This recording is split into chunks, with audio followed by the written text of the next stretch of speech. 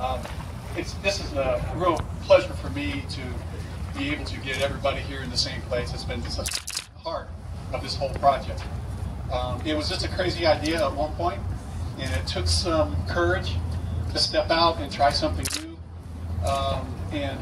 Mountain Vista and CPR, the two partners that we use at Mesa Medical, stepped forward, and then when we were lucky enough to receive a fairly large grant to expand the program, Superstition Fire Medical also became a very active partner, and actually Queen Creek is a non-participant but also a partner in the research that we're doing here for this project.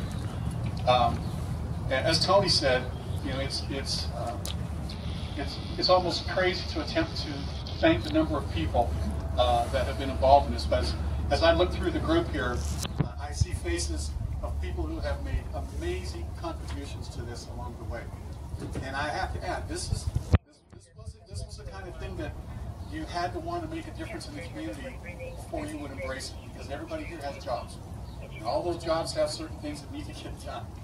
But they all stepped up, put out the extra effort, used their brain, we worked together as a team, and we were able to produce something that's rather amazing. I'm not sure, some of you may not really understand, but the ability for us to put nurse practitioners in the field has really allowed us to improve the quality of care to the people that we serve.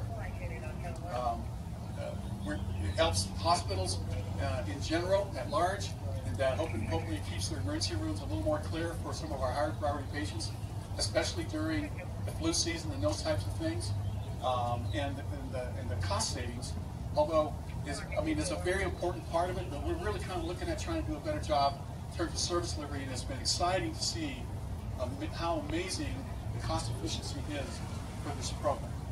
So it's just been amazing. And then, as Tony mentioned, also with crisis preparation and recovery, CPR, coming on as our behavioral health component, we now have a unit that can actually go out and we can take patients, behavioral patients who are medically cleared, directly to the proper facility for care, bypassing the need to stay in an emergency room, which again bogs down the emergency room in terms of their ability to process other patients.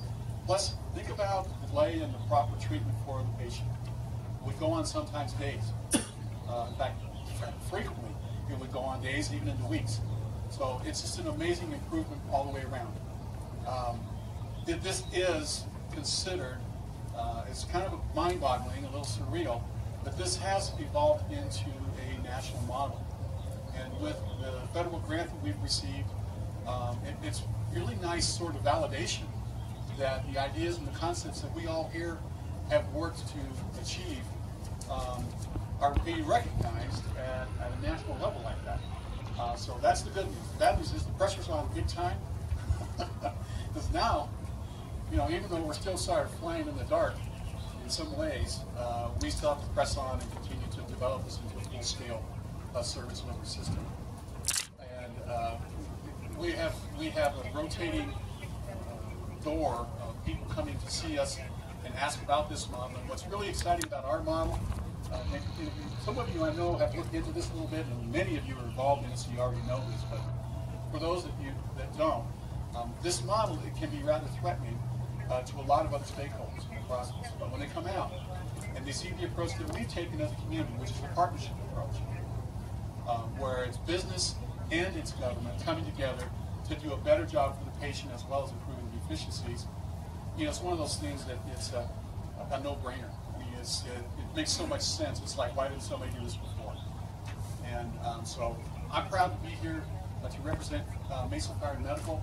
I'd like to give a special shout out to Alfred Smith and Jacqueline Grenier that have been our legal team all along, and we really haven't had a chance to drag them out of the office, something like this, where they can see where the rubber meets the road. But you know, without their support, think about it. A lot of the things we're doing, there's no laws against it, but there are certainly no laws for it. And especially when you start transacting money, those things become very, very important, as we have learned.